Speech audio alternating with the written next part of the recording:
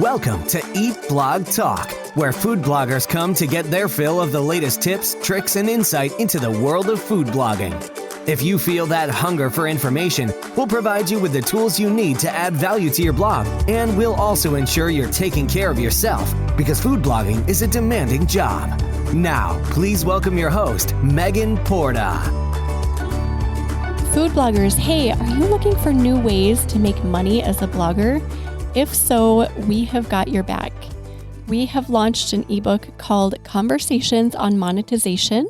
Inside this resource, we take your favorite podcast episodes about monetization and we put them all in one easy, accessible package. We threw a few exclusive interviews in as well. Friends, there are so many ways to monetize your food blog. Inside this ebook, we have interviews with success stories like Todd Bullock, Alyssa Brantley, Kelly McNellis, Jenna Carlin, and more. All of these examples have become successful through completely different monetization strategies. Whether you are a brand new blogger looking for your very first revenue stream, or you are a seasoned pro wanting to diversify, this ebook is for you. Go to eatblogtalk.com to grab your copy, and we can't wait to hear your success story with monetization. What's up, food bloggers? Welcome to Eat Blog Talk, the podcast for you, food bloggers wanting value, information, and clarity that will help you find greater success in your business. Today, I will be having a chat with Jeff Hawley from #Jeff.com, and we are going to chat about SEO. #Jeff is involved with everything SEO for bloggers. He offers a course and performs audits for bloggers, especially in the food and recipe space. Jeff, it is such a pleasure to have you here today. Before we dive into SEO, we want to hear your fun fact. Yeah, thanks for having me on. Fun fact. This one's always kind of an interesting one just because I feel like it's so just wide open. But I would say the one thing, I have like severe ADHD, and so it like makes it so I easily get distracted. But I've over the years I've learned how to manage it and stuff. So it also it also kind of plays into just a lot of just like what we do like with work and all that stuff. Because I would say that the biggest complaint I have about myself, even just like in working with clients and stuff, is sometimes we get behind and all that stuff. So a lot of times that's attributed to that, but the benefit that I've found with having that is like I'm able to really hyper focus and work on these things and borderline obsess about all this. So so it's growing up it was hard, but I feel like I've turned it into kind of a strong point. Yeah, exactly. Yeah. That's really interesting. I was just talking to a blogger about this the other day, not ADHD specifically, but how some people, especially entrepreneurs, get super hyper laser focused in one area. And then there are people like me where I don't have a focus. I just like to do a little bit of everything. So that's really interesting to see or to hear you talk about how ADHD plays into that. That makes me curious to know, like, what does that say about me? Because I want to be, I wish I were more like you, and I wish I had just like one area that I was super good at, but I just don't. Don't get me wrong. It comes with its drawbacks. Managing lots of projects and a wide range of things. That's why I have an assistant, like kind of like a business manager, essentially. They kind of help me with that because that's where I'm very deficient. Yeah, sure. And because I get easily distracted, so I have to like cut out everything. And that's the only way I get this stuff done is if I'm able to hyper focus.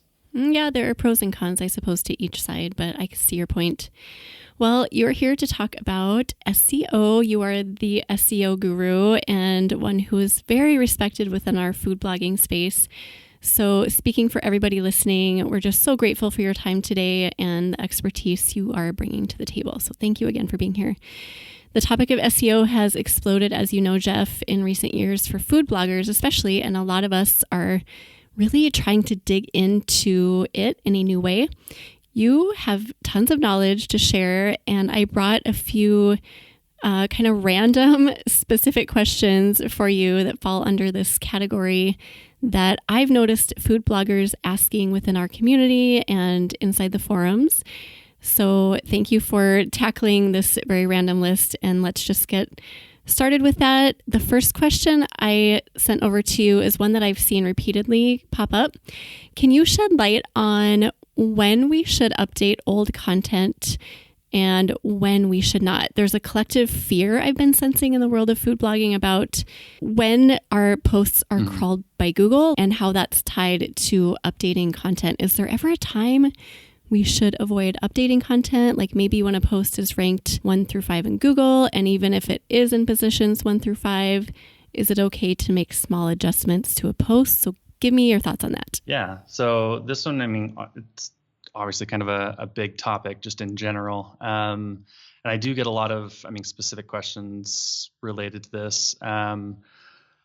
So I would say before I dive into that specific question, I would just say that I think it's important to kind of share my attitude in having just around SEO in general. So I would say that I don't fear Google.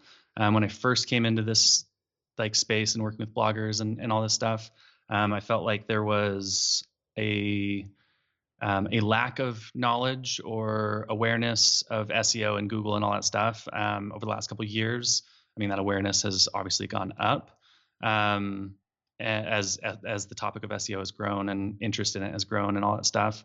And I think that naturally, as people have become more aware of Google and kind of become more familiar and even confident with SEO and all that stuff, I think that's where the fear creeps in. But like I said, personally, my attitude with it is I have less of a fear. I have more of a fluid approach to SEO in general. So I would say that, in general, I think it's better to have a strategy around constant improvement and just understanding that there's going to be ebbs and flows. The problem with having a fear of it is that if let's say that I create a post today and over the course of the next couple of months or weeks or whatever, I'm able to get that post to rank and it gets substantial traffic.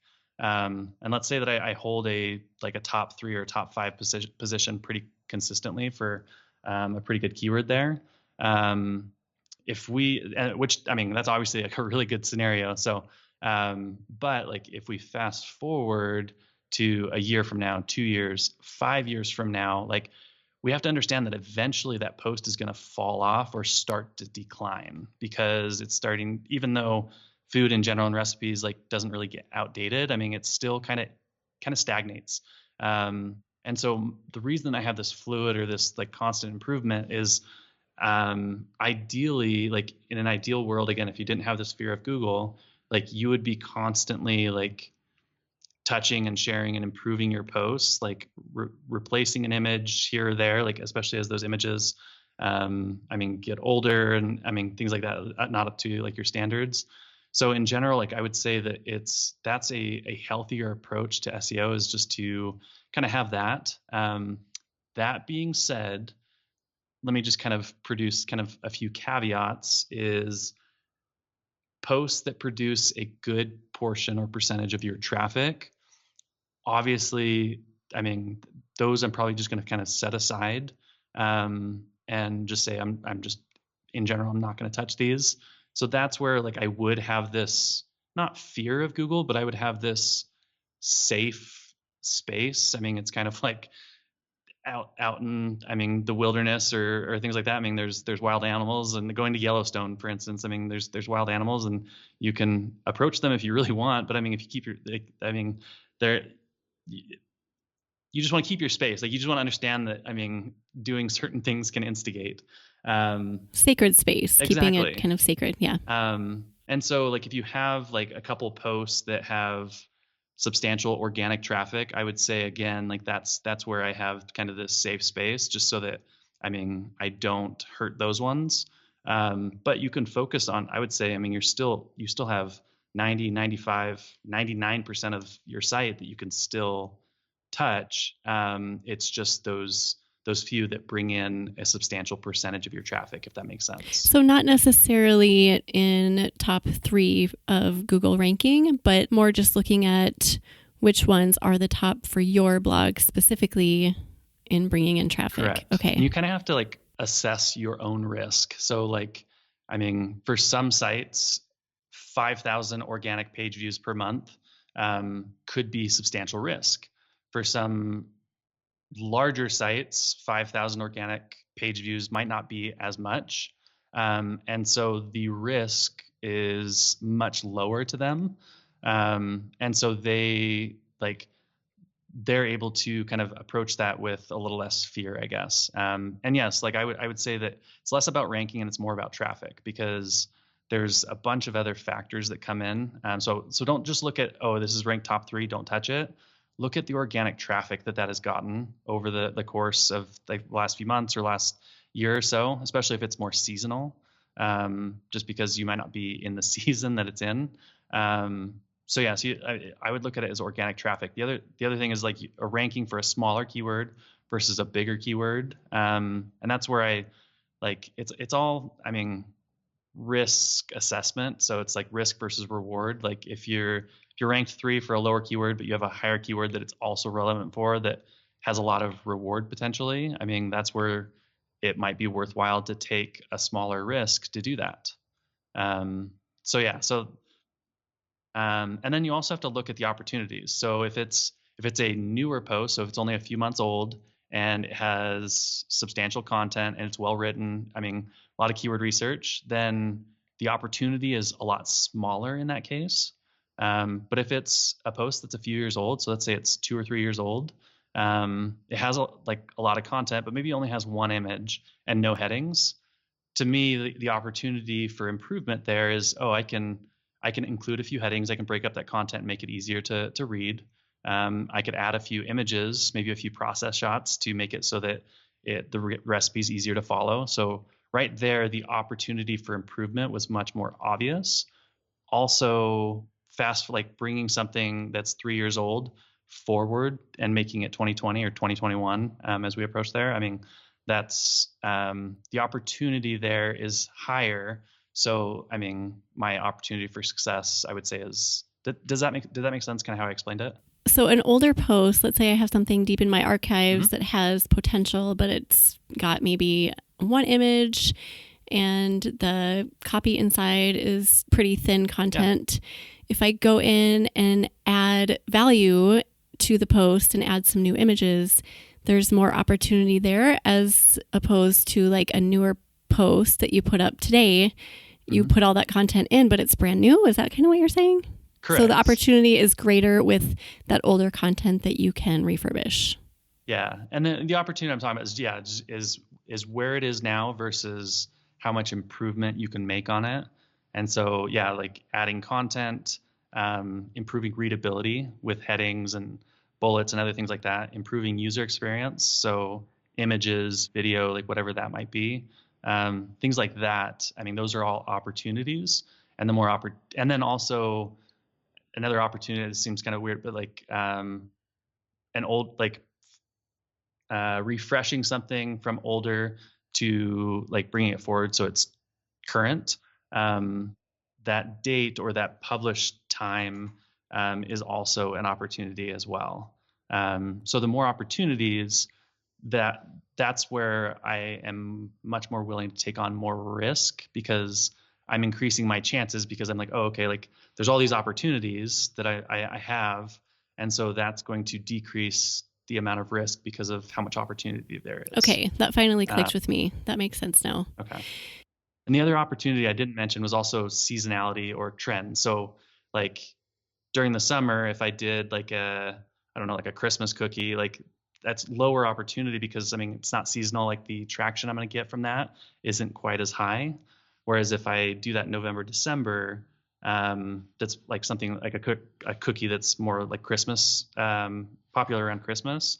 That's another opportunity too that's going to decrease that risk associated with it. So people like me who have 1,000 or around 1,000 old blog posts sitting in the archives, we really do have a lot of opportunity there because there's so much to improve on. I always see it as a detriment because it's like collecting dust and I have all this stuff that is not current, photos that need to be retaken, but I should see it more as an opportunity to really let my content shine through Google. If you have a lot of older content that's relevant, that could be improved, especially yes, a ton. Yeah. You're sitting on a gold mine. Like that's my favorite SEO strategy is working on existing content.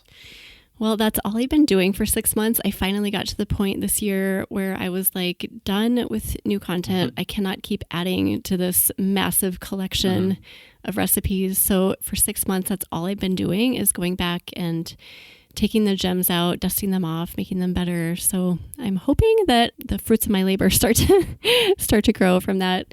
Okay, so you highlighted gauging opportunity is a great place to start. And I love how you framed that. And I think we can all think through our content in that way. How do we dive into the question I asked about if there's one specific post that needs a new pin graphic? I've seen this issue exactly come up in our community. And people are hesitant to even put a new pin graphic inside of a post because they're afraid of being recrawled and then, like all of the stuff we already talked about. So should we be afraid to do little things like that, make little tiny tweaks inside of our posts, whether they are getting the most traffic or not? So this fear stems from the reality that any changes we make can... let me step back one further. Google is constantly crawling and indexing our content. So even if we don't make changes, they're still going to crawl. They're still going to index. They're still going to do all that stuff. A lot of times the changes that we make, even though we talk about it as triggering a recrawl because of an update and things like that, really where that stems from is that when we do that, that's also changing the updated date in like our sitemap and stuff. So I would personally, I would say that I don't have that fear in general. Again, like I try not to live in fear. I would say that 99 times out of 100, that's not going to do anything, adding a pin or something on the back end like that. But like I said, where the fear stems from is basically anytime we make a change, it can trigger a reaction of some sort. But that being said, even without making changes, it can trigger a reaction. So yes, you have to realize that there may be an effect, but I would say that 99 times out of 100, and maybe even 999 times out of 1,000, like you're not going to see any sort of reaction there, especially with something like a pin or something like that. I tend to live kind of like you do, not in fear when it comes to my blog. And I do keep an eye on those posts that generate a lot of traffic, and I try not to touch those much. But if there's something little that really needs to be updated, I do just go in. I don't update anything huge, but I have always kind of lived under that rule too. Like if a pin graphic needs to be updated, I'm going to go in and do it.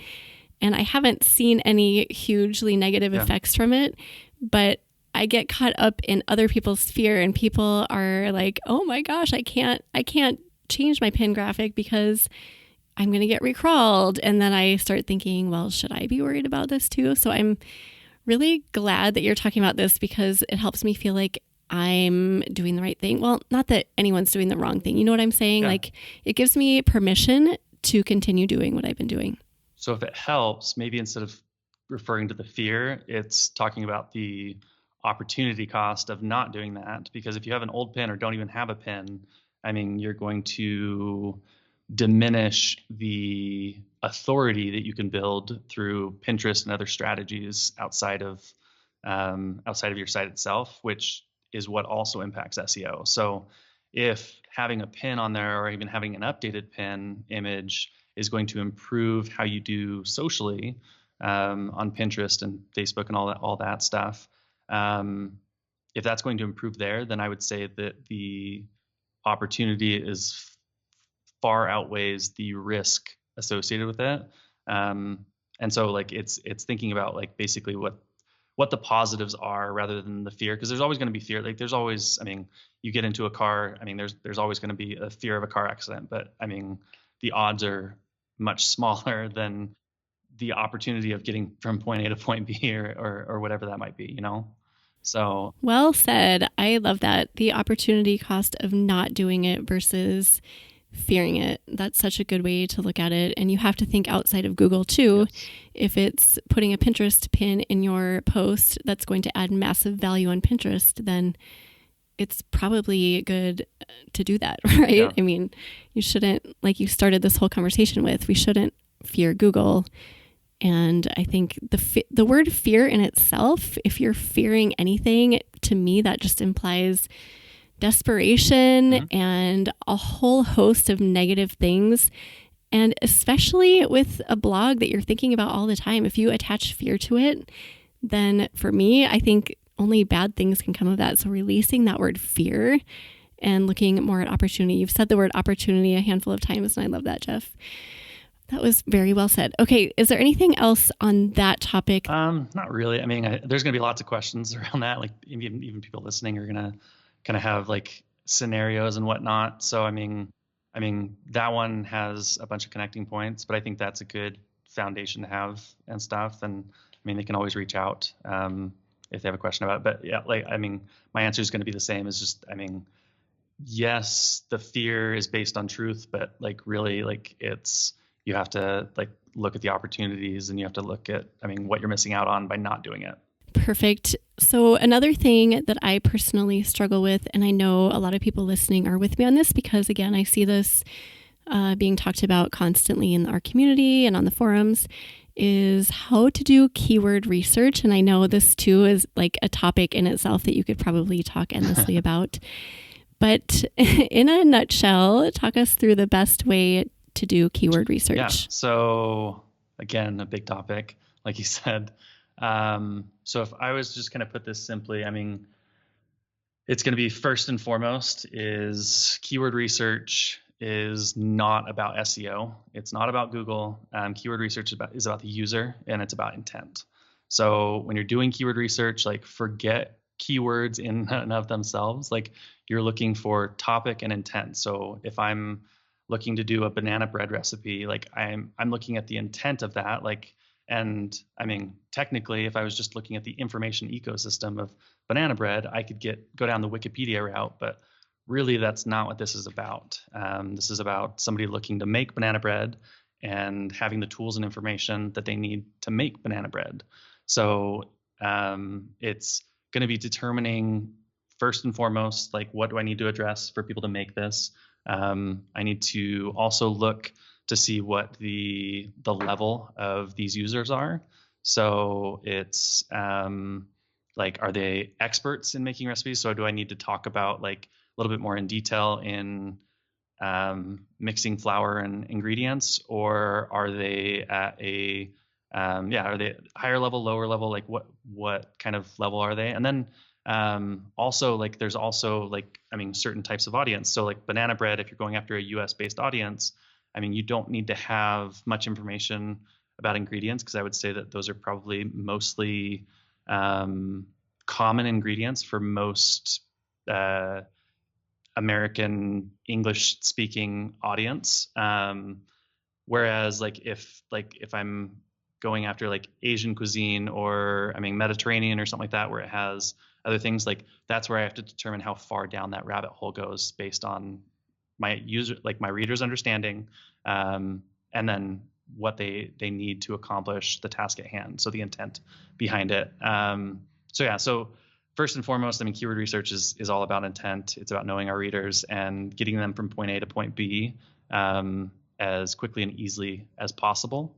And so when I'm doing keyword research, the tools that I use for first is Google. I jump into Google and I do a search for that keyword or similar keywords, and I look to see what the intent is. Like when Google shows us these knowledge graphs and other information, that helps us to see what users are looking for. So like right now, like if I look up pizza, I mean, I may be thinking pizza recipe, But if I look up pizza, I'm also going to get local, like Pizza Hut and Domino's and all that stuff, like search results.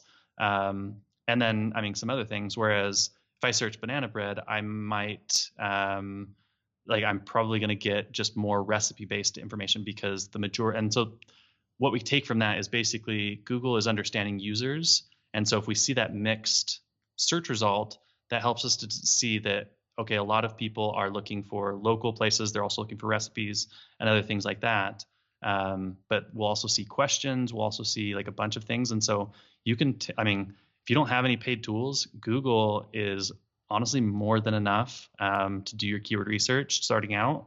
That being said, you get to a point where if you can afford certain tools, I would definitely recommend them, because they, again, you don't need them. They do make your job easier, and it allows you to do things a lot quicker.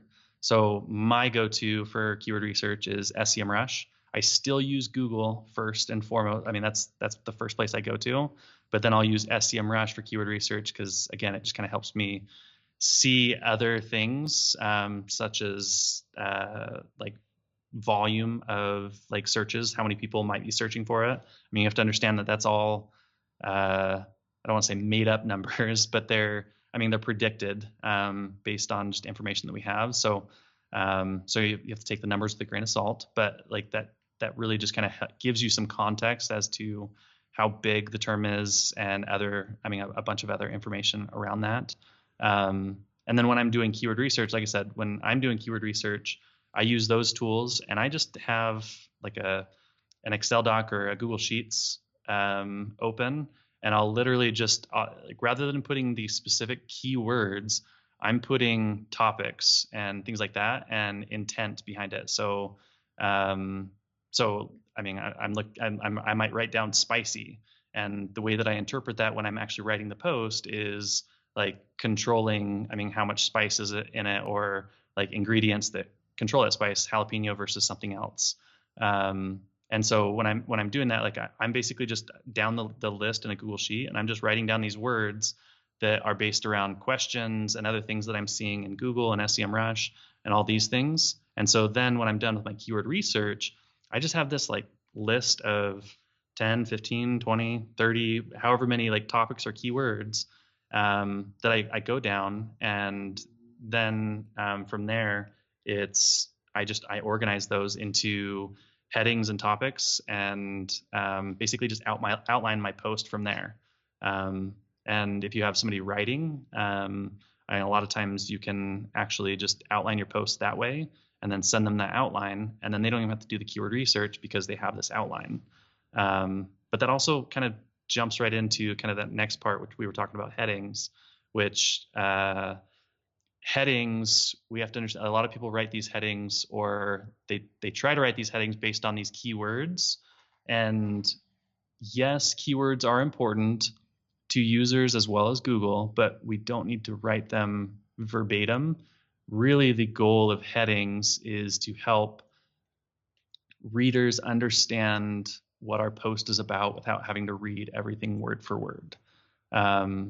Because we're in a digital age where they're coming on their phone or whatever, and they're just scanning the post. And so those headings stand out so that they're just like bullet items, so that I understand, okay, like this recipe is to my level, or, oh, I didn't realize that, or like in a few seconds, I'm able to determine whether this post is relevant and qualified for what I'm looking for, essentially. I know that was a mouthful, so I apologize. It's a big topic. No, that was all great stuff. It is a big topic. So I was wondering if you would run through an example with me. Since you used banana bread earlier, I opened up Ubersuggest, because I know that's a free tool to a certain limit.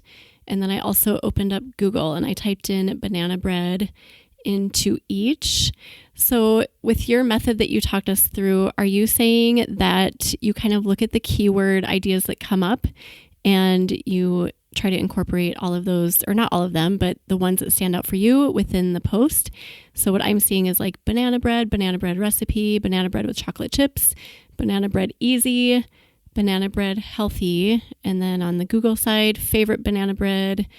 So taking all of those other keywords outside of banana bread and trying to incorporate those into your post. Is that what you were kind of saying? Yes. So like I mean, a lot of people they're just like, okay, best or easy or like things like that. But really we have to determine what the intent is behind that. So like certain recipes, like if I see the word easy, I mean, there's certain recipes that are just going, I mean, they're easy no matter what, even the classic way is easy. But there's some recipes where, I mean, the classic way is not necessarily the easy way. And so that's where easy will sometimes stand out to me. And then I determine, oh, is this recipe easy or is it more thorough, or maybe it's like all fresh ingredients, whereas easy might connotate like some boxed mix or out of a can or something like that for some of the ingredients. So, but more than that, like, I mean, first and foremost, I mean, it's recipe. So it's like how to make it. But then as I'm going down, like I see like people also ask, and I see, is banana bread a healthy snack? How to make banana bread from scratch? How do you keep banana bread moist? So now I'm starting to venture down, like, so I mean, again, first and foremost, it's the recipe, how to make. So I need to kind of focus on, okay, like, and that for food bloggers is, I mean, you kind of have like your internal template where it's just like, okay, ingredients, steps, like that sort of thing, like that all connotates like recipe. But then like, as I'm going through, like people also ask, like, I see, why is banana bread bad for you? And I'm like, that probably isn't one that I'm going to tackle. It's not relevant. Is it a healthy snack? I might touch on that, but if I'm not like a healthy food blogger, again, I'm just going to overlook that. How to make banana bread from scratch. This might be where I start to figure out, okay, is like, this is a classic banana bread recipe, but like, I mean, if there's a right way to do it and an easy way to do it, that might be something to address in here.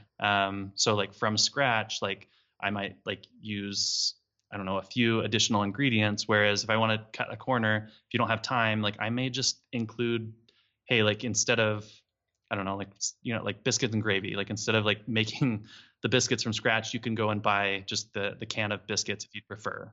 So I could add that step to kind of, again, tackle the easy part versus the from scratch part. How to keep banana bread moist. Okay, that might be relevant because it's not like a dinner to where, I mean, there's leftovers with banana bread. It's meant to sit. It's meant to kind of be this snack or whatever. So how do I keep it moist? And then the nice thing about the people also ask is if you see a question, you can click on it to open it up. So I always click on it, open it up, and then close it back up. But it adds a couple more questions every time you do that. And so I click on the relevant ones, and I just kind of go down this rabbit hole. So I see, should I use baking soda or baking powder in banana bread? Again, I'm not the expert here, so you kind of have to determine, can bananas be too ripe for banana bread? Okay, so I'm going to maybe put as one of my notes, ripeness, because that might be something to address in there. And then should you refrigerate banana bread? How long should you let banana bread cool? Why is my banana bread so dry? Like right here, like without even posting it, I'm getting some of these questions that I'm probably going to get as soon as I post it in the comments. So the ones that I mean, you guys are experts, so like you kind of have to like the other part that I struggle with is, I mean, I'm not the expert here, so I kind of am just spitballing. But like if I one thing I always tell my clients is like, trust your instinct. Like you're an expert, you're in a position, like trust that. I mean, do the research, but you also have to kind of trust these instincts and know what is going to be popular or not. So like, should I use baking soda or baking powder in banana bread? I mean, if that one's a smaller question that only a few people are asking, maybe you don't address it in the main part of it. But banana ripeness, I mean, again, if you have more of a mainstream audience or ones that like maybe they don't cook all day, every day, and they're not, I mean, as handy in the kitchen, I mean, addressing the ripeness is going to be important here. Can you refrigerate it? How to keep it moist? Like these are all things, like, these are all notes that I'm writing down in my Google Sheet as I'm doing it. So that I can then, again, even if you don't even have to determine right now if it's something you're going to address, you can determine that later. That helps a lot. So basically it all comes back to what you said earlier about knowing what the intent is of your recipe. And in answering that question, it seems like this huge open question, like what's the intent? Well, making banana bread isn't the same for every food blogger. It's going to be different for a health food blogger than it is for someone like me who does not focus on health food at all. Mm-hmm. So keeping your brand in mind as you go through that question is helpful, right? If you see a question in Google, one of the people also asks questions and it kind of stands out to you as something that would align with your brand, then it's probably something that you should include. Yeah. So that helps a lot. So really, I mean, Google is more of a help than anything, I think, as I'm looking through Uber Suggest on banana bread. Google was way more enlightening for me as you kind of talked through that. But I know places like SEMrush and Uber Suggest also include volume, like keyword volume, and also it's SEO difficulty. Is that also keyword difficulty, right? So SD and KD, is that the same thing? Yeah, so KD is keyword difficulty.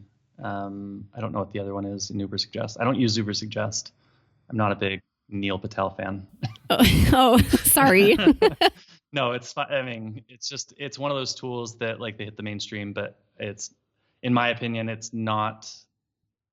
If I had the choice of using like a free tool versus just Google, I would just use Google. And then as soon as I could hit a point to where I could pay for one, like it's going to be like just starting out, like it might not be SEMrush, it might be something cheaper, like that's more specific to just keyword research, because SEMrush has a lot more features. But if it's just keyword research and I'm just like looking for just kind of an entry level like tool, I mean keywordtool.io. There's a couple others in there that, I mean, they're like $20 or $30 a month maybe, that I would probably start out with first before. But SEMrush is kind of SEMrush, Ahrefs is another one. Those are kind of the tool that I recommend for anybody that's kind of growing and has room to pay for that. So if you are, no matter where you're at, whichever tool you're looking at, the metrics you want to look at would be volume and keyword difficulty. Is that correct? So I don't really look at keyword difficulty. I just look at keyword and I look at volume. And the only reason I look at volume is just to kind of help me determine like what's more popular. Like, so is how to make banana bread or banana bread recipe, like which one has more volume? And so if it's banana bread recipe, I might use that for it just because more people are using it, sort of thing. So that's what I use volume for, really. It also might also like for like if I'm trying to figure out if I want to do like chocolate chip banana bread or chocolate banana bread or some other version, like it might help me determine like what's more popular in general. So that's where I use volume. Keyword difficulty, to be totally honest, like, I mean, if I do like gluten-free bread, that probably has a high difficulty, but you have a lot of smaller or mid-sized blogs like killing it there because that's their niche. So like, I don't look at keyword difficulty. Like you want to base that off of, like whether it's your focus. Like if I have a food blog that's all about just cookie recipes, I absolutely should have chocolate chip cookies on my site because I'm all about chocolate. I'm all about cookies. And I mean, that's a classic cookie. So if I don't have that, I'm doing my audience a disservice. And again, this also goes back to what you said earlier. It's not all about SEO. I mean, there's other things. Also, at some point, if you grow your authority on this cookie site, you could find yourself just starting to rank at a certain point because you've grown your authority. So I don't look at keyword difficulty. I base that off of like how relevant is that to my audience and things like that. And then also I base it off of how well I'm doing. Like if I have this food site and I start to do better in cookies, like that tells me that my authority in cookies is actually growing. So I could probably push that envelope forward a little bit more in certain areas. That actually simplifies my life. So I'm really glad that you said that. Okay, so volume, you obviously don't want to go to the highest volume thing unless it's an example like you were talking about, Jeff, where you are a cookie site and you kind of need to cover all the bases with all the cookies. Mm-hmm. If you're more of a generic blogger and you cover a lot of different types of recipes, mm-hmm. do we try to stay away from those really high volume keywords? So the better way to do keyword difficulty, rather than looking at that KD in any of the tools, is when you do this in Google, like you can, I mean, you guys are smart. Like you guys know who your competitors are. You know what the sites are in your industry. So when I go to Banana Bread and I see that All Recipes and Simply Recipes and Food Network in the kitchen are all like in the top 5, I'm like, okay, this is getting pretty competitive. That being said, like I do see Sally's Baking Addiction and I see Salty Marshmallow in there. I mean, those aren't small sites by any means, but like they're not like the big behemoths necessarily either. Um, that that's a better radar than using the KD score. Because yeah, so like, I mean, again, banana bread is obviously a competitive term, but like if you do the search for something you're thinking about making and you see that there are other sites that seem like they're in a similar range as you, go for it. I love that. That's a great tool. And it's so easy because we do all know those sites that are bigger food blogs, but they're not all recipes. They're not Food Network. So I love that. I think we underutilize Google. We underestimate it. I used to use it all the time, and I need to get back to doing that a little bit more because it's so easy. I thought you were going to say we underutilize our common sense, like, or just like our. Oh, that too. Like, I do think that, like, that again, too. Like, I don't mean this as a dig on anybody. Like, I do think that we overlook that, and like I deal with it all the time with clients. I'm like, what do you think? Like, a lot of times, like they'll ask a question, and I'll turn the question back on them, and I would say that 90% of the time they answer the question, I mean, right. And we just kind of have to trust our own instincts. I love that too. So you touched on heading. Okay, I need to get this right. Headings, is that what we call them? The like H2 headers inside of our blog posts. So there's titles and headings. So your headings are the ones you see on the page. The title or the SEO title is sometimes where we get that confused, and that's the page title that we optimize in Yoast and that shows up in Google search and all that stuff. Define that for me. So what we type as the focus key phrase, is that right, in Yoast? Should that reflect exactly what's in our title of our blog post? So I have... Or does it matter? Thoughts on that Yoast key phrase. I personally, like, I mean, I think it's a good starting point. Like if you're starting out, like it just kind of helps you to see the basics of like keywords. I mean, but the problem with it is that, I mean, in Yoast, it's about keyword density. But like, I always use the example like spicy bean dip. Like if I do a search for spicy bean dip, I mean, I have a lot of sites that show up for spicy bean dip, but then there's like a few in here that like, where is it? I know that, yeah. So like, there's a couple in here that they haven't even optimized themselves for spicy bean dip. They've got like a homemade bean dip or a jalapeno bean dip. Google's interpreting jalapeno bean dip as spicy bean dip because they understand that jalapenos are spicy, or that jalapenos are a common ingredient in spicy bean dips. So the problem with Yoast is that if I put spicy bean dip, it's going to try to tell me to put spicy bean dip, that phrase, in there a lot more. The reality of it is that I don't need to do that. So I would much rather you understand the concepts. So it's a good starting point if you want to do it like starting out. And I mean, even if you want to do it to where it's just like this checklist, just understand that you don't have to get those green lights. Like if it's a yellow light or even a red light, like, but then you review the checklist items and you're like, oh no, like this still looks good. Trust that and keep going forward. Because I mean, Google understands it a lot better than Yoast does. And so I don't use that for that. That being said, I still trust Yoast. I love Yoast. I recommend Yoast because of sitemaps and robots.txt and a bunch of technical elements and other things like that. So I don't put that in there. But in regards to your original question, which was like, should I put that in the heading? Again, like your heading should, like when I'm in Google or when I'm coming from social media or whatever, and I click on something, the heading should reaffirm what I clicked on.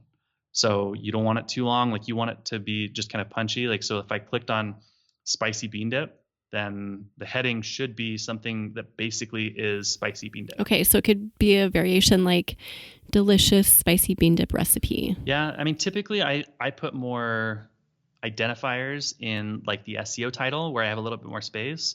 In my heading, my main heading, I try to keep that a little bit more to the point, rather than like, but because that should be easy to read. Also, you don't want to get too long with it. The other part is like you also have areas underneath your heading to include identifiers such as like easy or, I mean, gluten-free or whatever those might be, because you can add a description and other things right there above the fold. So, I mean, I usually try to just keep it simple there when we're on the page itself. Okay, so simple is best within the title. Mhm. And for H2s, that is basically just a way to let your user understand and Google understand the gist of the post, correct? Correct. Okay. And I think food bloggers have gotten really good at that. I think even a couple of years ago, we were a little bit confused about how to use those. But every post I look at that's on the first page of Google for whatever the topic is, I think people do that really well. You can scroll through and see right away what it's about, what they're covering. Are they getting into the details about why banana bread is moist when it's in the fridge or whatever? Yeah. But it's a topic that a lot of food bloggers question, but I feel like collectively we're kind of getting that a little bit more. Thanks to experts like you. The biggest critique I have on it is really just a lot of people do it like repetitively to where they're trying to input that keyword or keyword phrase. So like spicy bean dip, they'll include in all or most of their H2s. Like you want to make it flow. You don't want people to feel like it's robotic and stuff like that. Again, we're going after understanding and intent so that people scanning and stuff. But yeah, like I think the general consensus behind headings is that people are better understanding them.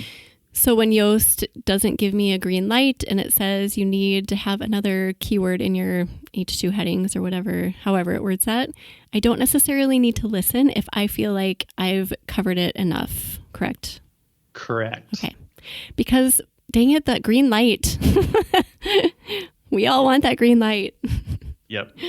No, and that's a perfectionist sort of thing. Like you just have to learn that Yoast might actually be leading you astray. Like we did a training on this a while ago where I actually took 2 posts and like I took one that was in the red that was actually ranking and I optimized it to get green. And when we asked users like which one felt better, like the non-Yoast optimized one felt better because the other one felt so robotic. Oh, see, that's good to hear. You just gave me permission and many other people permission to not rely on that so heavily. And we're condensing all of these massive topics into just a few minutes. I know, right? We are giving a 101 course on SEO in 45 minutes. Yes, exactly. But categories is another thing that I've seen tossed around in the forums lately, because as we build our content up, we've got all of this stuff and we don't know how to categorize them, myself included. I started out with, appetizers, salad, soup, breakfast, like maybe 10 categories. And I still have those 10 categories and I have like 800 and some recipes squeezed into those categories.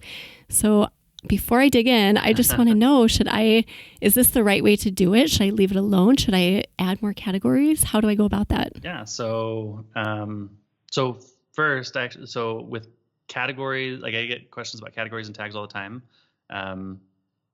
In general, I would say I don't have like a lot of like specifics there. I mean, because you have a lot of flexibility. For food bloggers, however, I always tell people, I'm like, honestly, like if I were a food blogger setting it up today, like I would set up my topics and subtopics as categories and even subcategories. And then I would have my tags all ingredient based. That seems to be a really good way to set things up. It also makes for a really good recipe index if you customize it and stuff. But to your question about like categories and expanding, yes, absolutely. Like if you have like the 10 categories that you started with, I mean, really you don't need to expand those, but you want to look at like how many topic or like I don't know, like appetizers, for instance. If appetizers has a couple hundred recipes in it, then I mean that's too big and there's no other way to break that up. Like that's really too big for somebody to see what's in there. So you want to figure out like, okay, like how can I break this up so that I surface my content so that it's easier to find. So within appetizers, and you can either do subcategories or you can just do other categories and then just organize them so that they are in drop downs and things like that. But like, I mean, healthy appetizers versus finger foods versus dips. Like if you have within your appetizers, you have a bunch of like dips and salsas or something like that.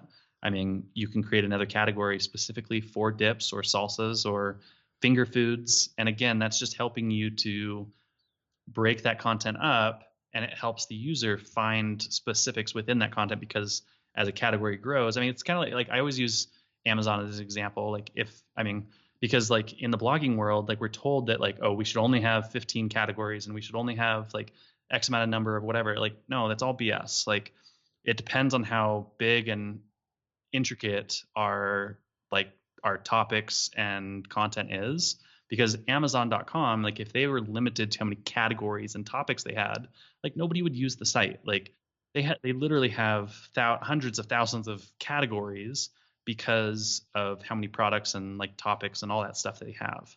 We need to do the same. We don't want to do it too early. So if I only have 5 dips on my site within like appetizers or whatever, I probably shouldn't create a dips category at that point. But if I have, I don't know, more than a dozen or 15, that's when I can probably start to, then there's no real number. Like that's just kind of my number. Like if I have more than 12 or 15, then I'm probably like, I'm considering it. Okay. That helps clear things up. I have a ton of chili recipes, so I've been considering creating a chili category. Do you have like soups? Is that what it's under right now? Yes, it's under soups right now. Yeah. And that's where you can break up soups, especially if soups is big, break it up into chilies. And if you only have a couple stews, like maybe you don't do stews yet. But yeah, like that's exactly how you should do it. Thank you. That helped a lot. Let's see. What else in just a minute or two can we cover about categories? Do you feel like you covered everything you wanted to say? Without going too far down a rabbit hole, that's probably a good kind of on the surface. I mean, because categories itself can get pretty, I mean, all these topics really can get deep.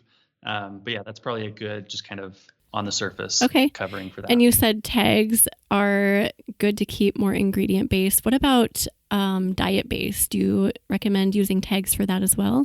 Really, I mean, it's all up to you and how like is best organized. If I was doing it today, like I would have dietary stuff as categories just because that's more topical. And then my ingredients is purely tags. But you don't have to set it that way. I see a lot of people doing different things. That's just how I have kind of come, just because ingredients can grow. And so like that can be a pretty big list. And so if you just designate that to tags, then it's an easy way to segment those. All right, Jeff. Well, wow, we've scratched the surface on many really big SEO food blogging topics. And this has helped me a lot. I'm hoping that it helps other food bloggers as well. I really think it will. Well, thanks again, Jeff. Your insight has been much appreciated today. Thank you for sharing all of this value. We will put together a show notes page for you. If anyone wants to go look at that, you can find it at eatblogtalk.com/Jeff. Jeff, I know that you have a new version of your course and a bunch of other tools that you are launching soon. So why don't you tell us about that?